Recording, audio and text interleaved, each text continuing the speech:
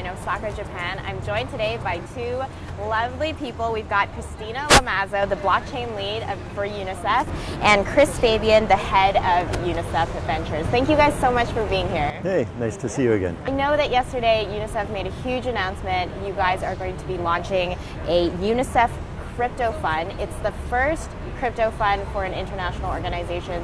Chris, do you want to talk a little bit about the precedents that it sets for not only organizations under the UN umbrella, but just nonprofits more broadly?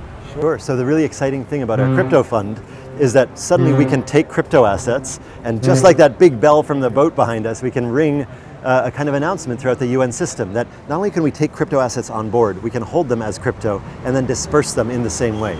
And that's important because it means that we don't convert to fiat. We don't lose that ability to have monitoring and accountability and programmability of value. And so what we've done in UNICEF is spent the last 2 years building up this capacity. Now that we have it in one UN organization, it can be spread around to any of the other ones as well. And so we're excited not only with what we can do as UNICEF in doing things like connecting schools and paying for that with crypto, but also in sharing that capacity with other organizations so that they don't have to go through the legal and the finance work that we did.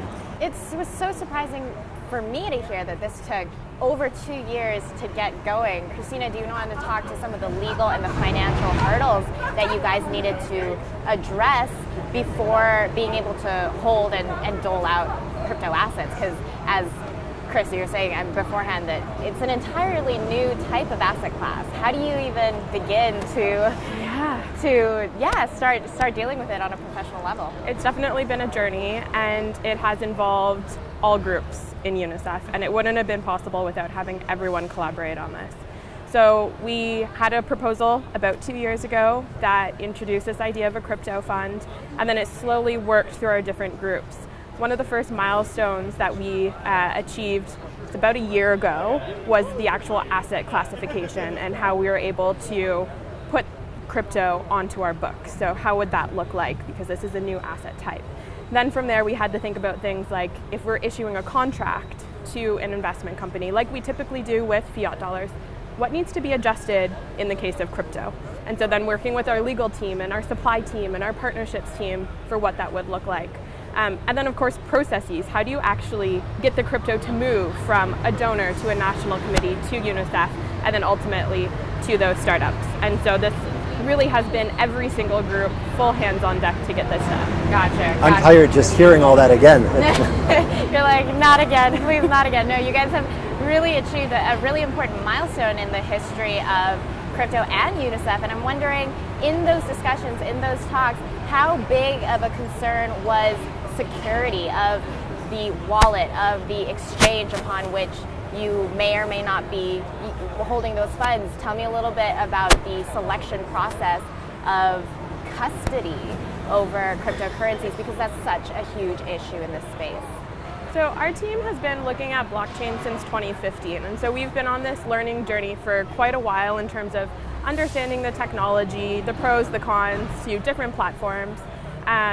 And we've been looking at smart contracts and different open code since 2016 and actually doing audits. So this has been a learning journey both for the innovation team, for our IT teams, for engaging external parties. And ultimately the decision for how to deal with these assets was to follow industry best practices. So when you say industry best practices, will the cryptocurrencies received by the UNICEF organization be held in cold storage wallets? Well, I mean, industry best practices, not to say too much about that. Let's just say that when we're dealing with any type of value asset in UNICEF, whether it's a diamond that somebody donates or a dollar or Bitcoin, we follow both our internal compliance, so making sure that it's safe and it follows the same kind of table of authority that any signature of value does, but also our external compliance. So we have external auditors who look at this as well. So I think that's about as much as we want to say in terms of our custodianship practices, but they have been signed off on and stamped by everybody who needs to look at them. All right, all right.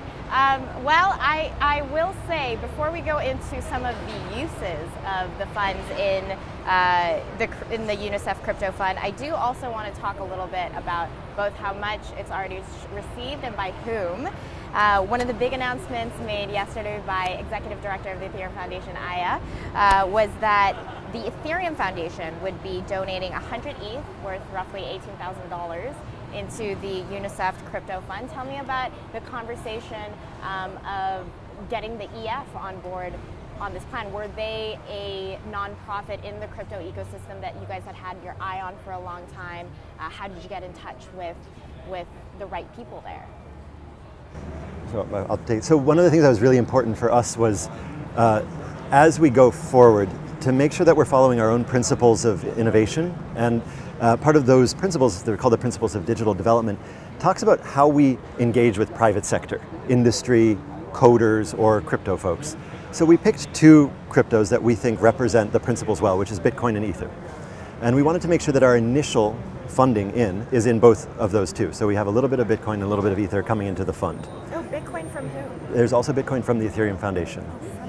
And so we've taken in 1 Bitcoin and 100 ETH, and we're using both of those so that we can show the whole community that we're not taking one side in these crazy wars that get started over nothing.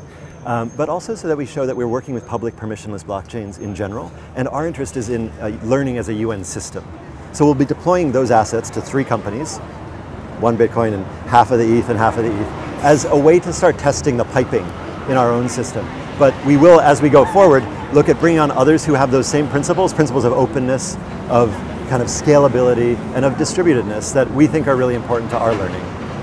Gotcha. And just to the point of using both Bitcoin and Ethereum, the donations were received from the Ethereum Foundation, but to confirm moving forward, can anybody donate to the fund? Is it nonprofits only? Are you guys accepting money from VCs, different investors? Tell me a little bit about who's able to contribute now that it's open. So the way that UNICEF works is that we have national committees. So we have UNICEF offices in many countries where each national committee gets to decide which type of assets or currencies that they accept. Currently, UNICEF France, UNICEF Australia, UNICEF New Zealand, and UNICEF USA are the 4 national committees that accept cryptocurrencies. And we're working with some others who are interested in accepting cryptocurrency going forward.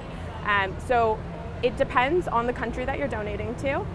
Some will accept retail donations, and others, for larger donations, we go through our typical due diligence process. So those people will reach out to the UNICEF office in that country. We go through a due diligence process, and then they're able to make their donation. Gotcha. And should listeners be expecting more announcements of funding into the UNICEF Crypto Fund in the coming months? Any names you're able to share now outside of the Ethereum Foundation? We can share a time horizon of a few weeks for some more exciting news to come out. All righty.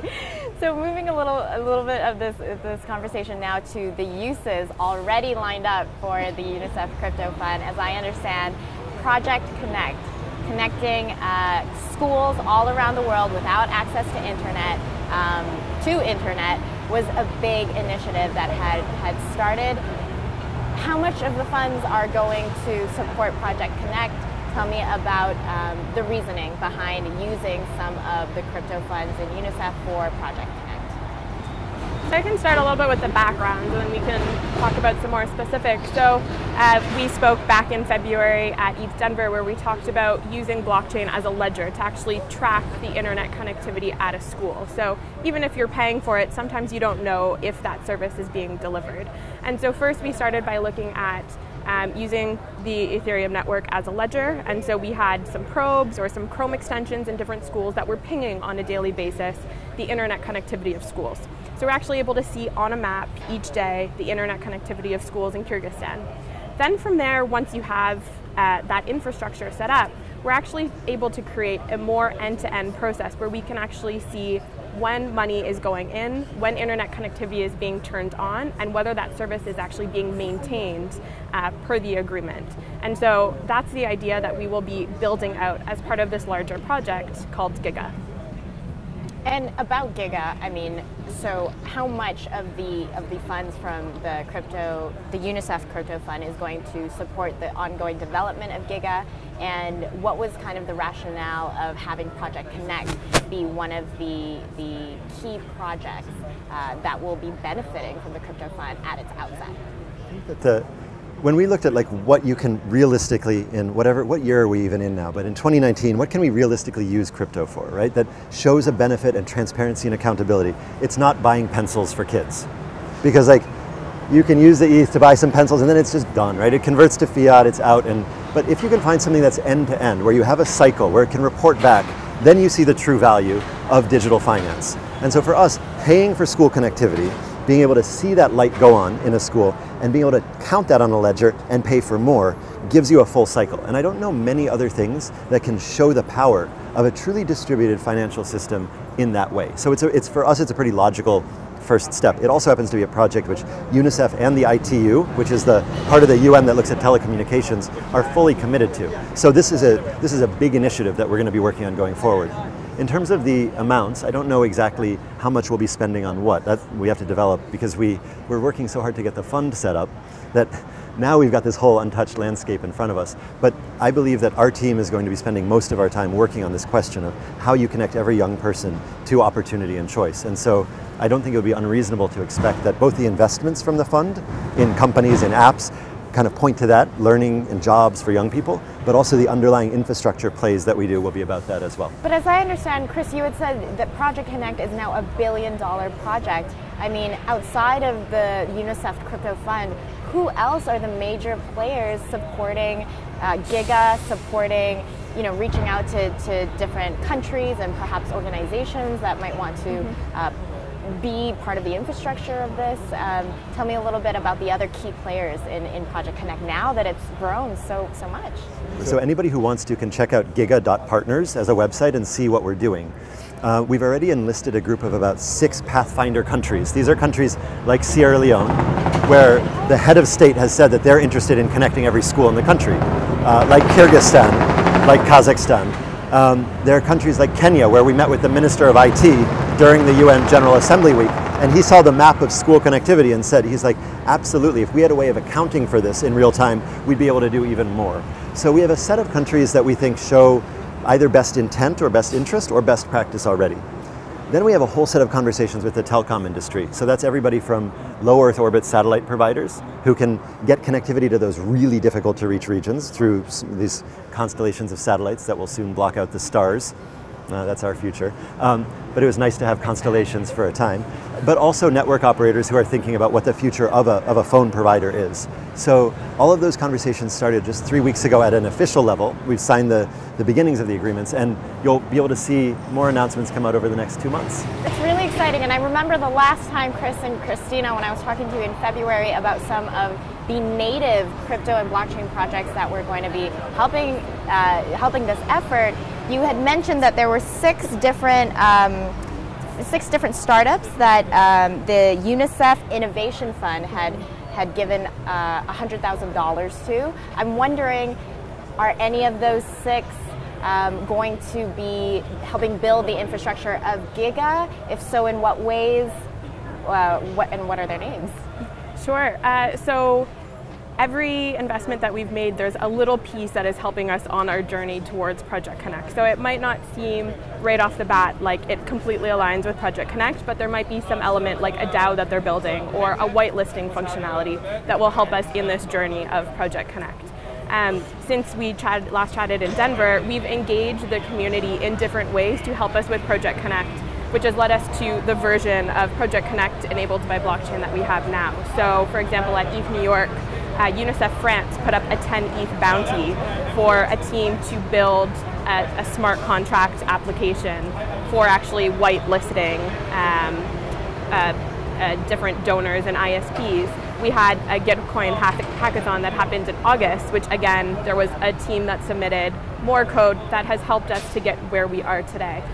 So it won't just be through our traditional investments that we leverage the community. It will also be through different open source initiatives that we'll collaborate with as well. Well, that's good to hear. So does that mean that along with the UNICEF Crypto Fund, the traditional venture capital fund, UNICEF Innovation Fund, that's continuing to go on? Are there new investments that the traditional venture capital arm will be making into blockchain, into perhaps other crypto startups? So we're actually, since we're in Japan, we're also very excited that Takeda Pharmaceuticals has made a significant investment into our venture fund. So, and we had a representative here at the launch yesterday.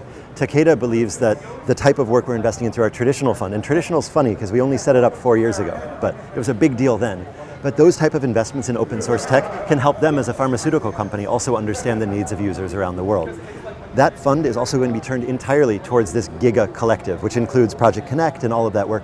So the type of things that we're going to be investing in with the money from Takeda and with others will be financing all of this idea of how do you bring people who aren't connected into a space that's safe, that provides them with opportunity and value in their own life. Just because you had mentioned it, Chris, it's true that there is a competitive maximalist nature between people who use different cryptocurrencies.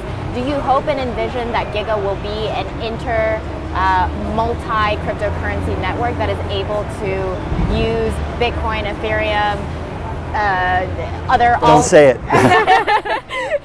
other coins out there on the network to pay for and show the accountability for internet connectivity? I mean, look, if we could solve like the crypto Twitter wars, we'd be in a different job. I think what we need is a way to move towards a new financial understanding as the UN. So we know that big companies are launching their own currencies, that countries are as well, launching their own digital financing mechanisms. And if the UN can't transact in that, we won't be able to provide value to children. So full stop, we need to build up the muscles that will allow us to be ready for the future. If the Giga project can be part of facilitating that, because it's so clear, what we're doing is so important and so clear to connect every school in the world to the internet, then that's a wonderful piece that we can add to the puzzle. But you know that as we look around, the future 10 years from now is not one of paper money. And it's one where different types of currencies will be exchanged in a variety of ways. And I think our desire for UNICEF and the UN is to just have enough understanding so we don't get left behind. So just about the different types of cryptocurrencies out there, I understand that obviously UNICEF has innovated with this crypto fund, is going to be innovating with this Giga project, but there are other major organizations, companies I should say rather, such as Facebook, that are now creating stable coins. They're creating cryptocurrencies, not necessarily for the purposes of connecting schools to the internet, but for the purposes of connecting vulnerable populations, more remote populations to a source of kind of financial stability. I'm curious to know what UNICEF thinks of such initiatives, as well as whether or not UNICEF has any interest in expanding into the field of cryptocurrencies as opposed to perhaps blockchain technology. I mean, I think as we look at where blockchain, distributed ledger, and some of the cryptocurrencies on top of it are going and what they need, fundamentally, the user experience for least connected people is missing, right? Poor people cannot use crypto. And all of this stuff about like getting something to a refugee camp doesn't work if somebody doesn't have a smartphone or doesn't have internet. And so for us, it's really important for UNICEF to be able to set up equity and equality as fundamental principles in the crypto space. And that means making sure that wallets are easy to use, that they can work on a feature phone, like on the basic Nokia phone. How do you send value by SMS? And that's been solved by companies like M-Pesa in Kenya, but it's not really front of mind for companies who want to make a lot of money right away. And so I think that our value will be the same value we've played in the open source space over the last 10 years, which is keeping users at the forefront and making sure there's equity and equality in the products that are being built. And within that framework, we're happy to have conversations with everybody, but those principles are going to be really important for us. To the point of conversations, Christina, do you feel and see as though there needs to be greater collaboration between governmental organizations like the UN and perhaps more specifically UNICEF and other private corporations who are innovating and moving into the crypto space? I know that obviously with the Innovation Fund you guys are talking, conversing, going to conferences and talking to crypto startups, but what about the corporations and the enterprise businesses that are going into crypto? I mean, are you guys in talks with them? Is that something that you hope to see more collaboration in the future? Our funders to the fund are not just financial contributors, but they're also expertise contributors and also a source of knowledge for us as a team. So absolutely, I see that continuing in the future as we move forward. A good example is that for our last blockchain cohort that we invested in, so we made the investment in December, we generally bring them together in one place to kick off that investment period before we provide them mentorship for a year. We had mentors from across the blockchain ecosystem come and join those startups to give them an intensive 1 week of mentorship to kick off that cycle. Aya from the Ethereum Foundation was one of the mentors, and she's spoken about that a few times. But then through that 1 year period, we not only provide them mentorship from a UNICEF perspective, but when they reach a certain obstacle or they need insight on something particular, we will continue to connect them with those industry leaders.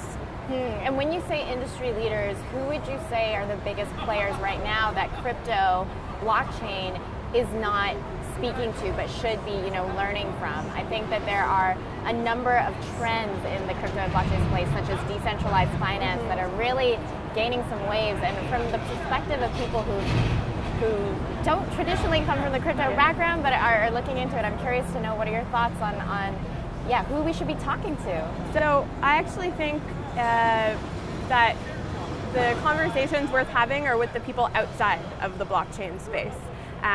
So I'll go back to Chris's comment about building solutions for those who typically aren't the first ones that solutions are built for. Going and talking to those who have built applications for a basic Nokia phone, or building a solution for someone who's not literate. Going and engaging with different parties outside of the crypto ecosystem, that has a lot of strength to it. Yeah, there's definitely a disconnect sometimes between the people who are building the technology and where the technology is meant for, the communities that these developers want the technology to reach. I'm wondering, from your understanding and from your guys' perspective so far at Devcon 5, going to different panels, what are your thoughts on the communication about the future roadmap of the Ethereum technology? There's been quite a lot of talk about Ethereum 2.0, about different scalability measures. Is that something that you guys are also interested in digging deeper into from what you've heard so far? What are your thoughts? So I think that as we look at, it goes back to what we've been talking about. As we look at the future of the Ethereum ecosystem, or really any public permissionless blockchain, our value is going to be keeping the focus on places that are not in the San Francisco, Geneva, Tokyo immediate radar. And so I think as we're looking to that roadmap, what we see as most important is understanding how off-chain can work, understanding how people who aren't connected to an immediate network can get value, understanding what kind of apps we can build and dApps we can build that provide value in a school that might be recently connected, and how we can create financial ecosystems that give value back to people. So I think from that point of view, we will be funding companies that represent those goals, that look at user experience, that look at really lo-fi and low bandwidth environments, and we'll be bringing those companies to events like Devcon so that we can have the exchanges like we saw with the scholars yesterday. Because if you don't have that, I mean, an event and a conference is fine, but if you don't have actual work happening, it's just an event and it goes away. So I think that we are very committed to helping everybody in the blockchain space look at the world from a lens of fairness and equity, and that's probably the main value that we can add. It's true. I mean, you guys have done quite a bit of work already in the first 2 days of Devcon 5, and I obviously hope that you guys continue to do great work in the space. But I do want to ask, in terms of this equal and this kind of fair view on the blockchain space, there seems to be a little bit of a lack of discussion surrounding the efficacy of private blockchains. There's obviously a focus and a clear bias towards using permissionless open systems. I'm wondering if that's a conscious kind of rationale and motive behind what you guys are doing at UNICEF, and if there's any discussions you guys are having perhaps behind closed doors for how you might want to use private permission blockchains for the use cases such as, internet connectivity or anything else. We're platform agnostic to start off with. So we want to use the transparent and accountable nature of public permissionless blockchains because of that value that it brings. But where appropriate, we are absolutely open to using a hybrid version or a private version of a blockchain. What we traditionally see with enterprises or governments who use blockchain is that they will use some version of a private blockchain and then, where it's possible, publish that information on a public blockchain. And so we're open to using different models as appropriate by use case. Gotcha. Because it does seem, I know, obviously with public blockchains you lose aspects of privacy. Perhaps private blockchains have been told to be faster than public blockchains.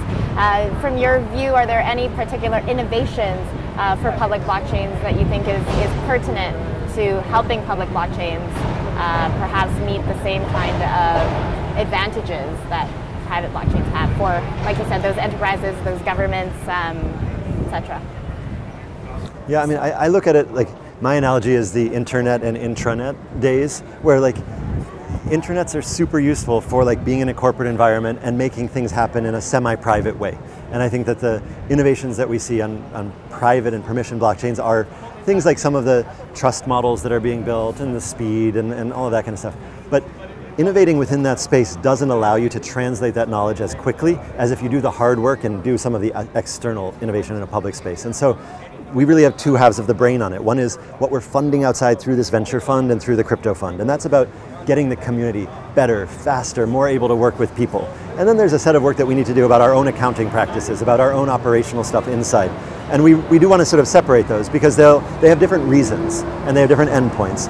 And so I think that we try to make the learning translate from one to another, but the mechanisms inside of UNICEF that are focused on operations, on contracts, and on our own data are going to look different than the public stuff that we're funding and the startups that we work with. And just because now you do have the crypto fund and the venture fund, from your understanding of fund allocation and the projects that you guys have come across, what has been the biggest learning and the biggest takeaway of criteria, and I guess making sure that the projects that you're investing in are adding real value to not only the blockchain and the crypto space, but the kind of nonprofit initiatives that you have in the pipeline? Tell me about some of the biggest learning you guys have had. So we have a set of criteria that we've been using for several years, and we continue to refine those, and those are looking for open source projects. We don't just invest in the technology, but we're also investing in the team, so making sure that there's a strong team around what's being built. We're investing in UNICEF program countries, so again, like we talked about earlier, areas that aren't typically getting the largest amounts of investment or attention, and solving local challenges. So I think we see the most innovation in when a group is really solving something that's very specific to them. It's a different thing to be in New York and try and build something out in Kazakhstan because you're not having that lived experience. But if you're in Kazakhstan building someone for the local community, that's where you see great innovation and a lot of power behind those projects. Did you want to add something? Oh, I was agreeing with that.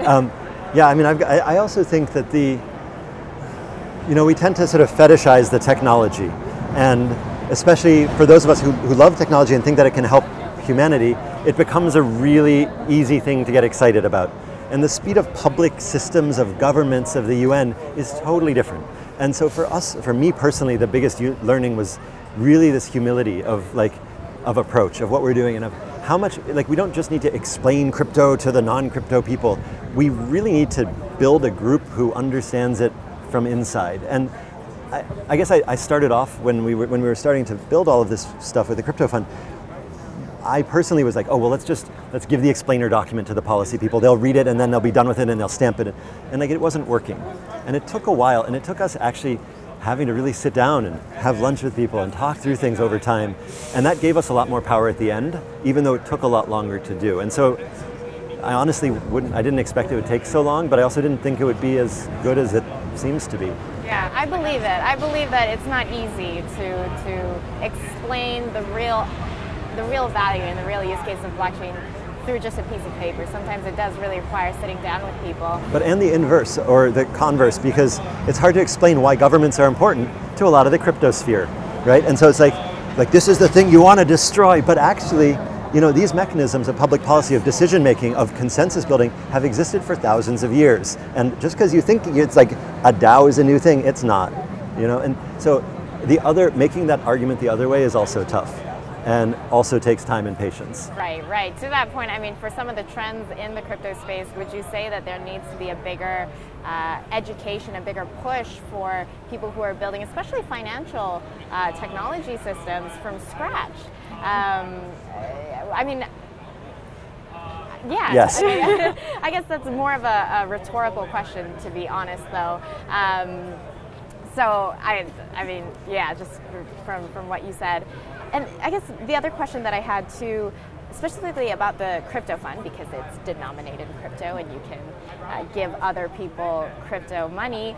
Will you guys be considering applications from blockchain startups and crypto startups that are building more infrastructure layer technology? So people who are building, say, Ethereum software clients, or people who are building different kinds of node infrastructure relaying technologies. Are you considering for the fund not only, you know, projects who are helping, of course, with the Project Connect effort, but for this crypto fund, will you be considering perhaps the same types of projects that the Ethereum Foundation accepts applications for, that Moloch DAO accepts applications for, that Gitcoin accepts Consensus accepts applications for?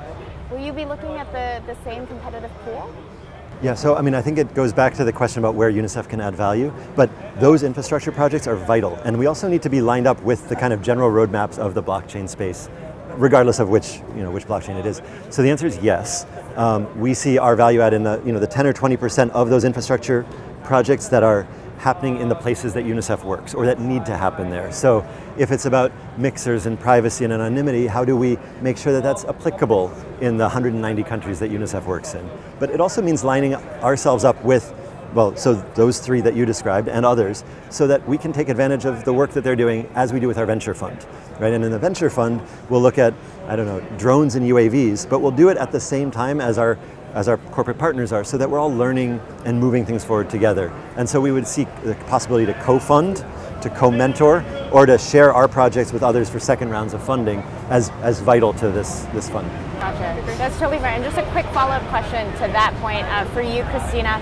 Given your purview of the grants funding and of the kind of sources of financial support that Ethereum projects can specifically take, would you say that there has been a burst in new funding sources for Ethereum projects? How would you say that the relative amount of funding to go around compares to other industries, to other, I guess, sectors that you're aware of? I mean, would you say that Ethereum is well funded for the initiatives that it has on its plate, such as, of course, Ethereum 2.0, but even just maintenance of the Ethereum mainnet as it is today? So I can speak more to the types of projects that we fund specifically rather than the general ecosystem at whole. I think that there are new people interested in investing in different areas, and so we're seeing now different mechanisms for funding, like the DAOs that have come up, to do that in a more transparent and fair way. As it pertains to our fund, we've definitely seen a lot of interest, even over the last 24 hours as we've announced the crypto fund, of people wanting to support initiatives in UNICEF program countries using crypto, and we're really excited for what that's going to look like over the next couple years. Gotcha. Great. Well, thank you guys so much for sitting down with me and speaking with me about not only the crypto fund, but really just so much about your thoughts and your purview of what's happening in the Ethereum and blockchain space generally. I very look forward to seeing what you guys do next, and thank you so much for joining me again. Absolutely. Thanks so much, Christina. Great. Great. Thanks, guys. This is Christine Kim with Christina and Chris. Making it easy on the names. Yes, Christina, Chris, and Christine at Devcon 5 in Osaka, Japan. Thanks for watching.